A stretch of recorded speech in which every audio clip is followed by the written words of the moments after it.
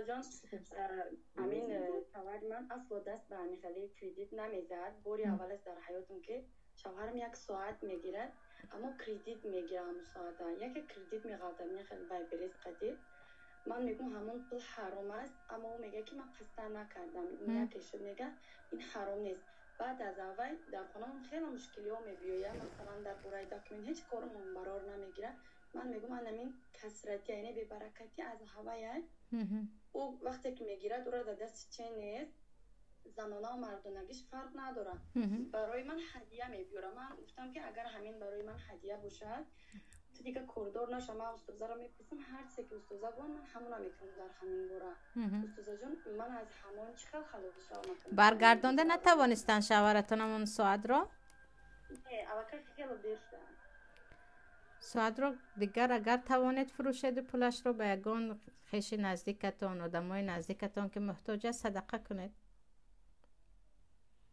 خودی ساعت رو نه خیلی مثلا کودکای زیاد داره اما شرایطش خیلی برای مقصد کم درک هم است. این ساعت آیفون استوزا میتونم به همون تیم او یا فروشش و استفادهش برام اگر فروخته پولش رو دهید بهترین می شود. خودش رو نبود و چیزی حرام که در آمدگی فروشید و خلاص شوید و پولش رو صدقه کنید بهترین می شود. اگر گفتید من فروخته نمیتوانم پس بدید به همون برادرتون و بگید خواهی فروش خواهی استفاده کن. هر چیزی که از راهی حرام در آمد خواهرها باید از وی خلاص شوید. از وی خلاص شدن اینه که سوزانده میپرتوید که این اسراف می شود در این وقت داره.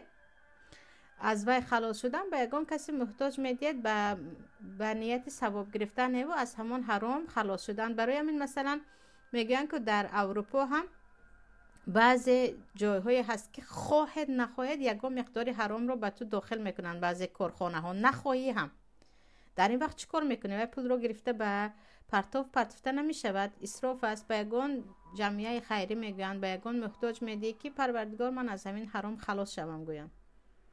من او رو فروختن نمیتوانم استاد جان. میتونم که در موتیم گویم که فروش میتوانید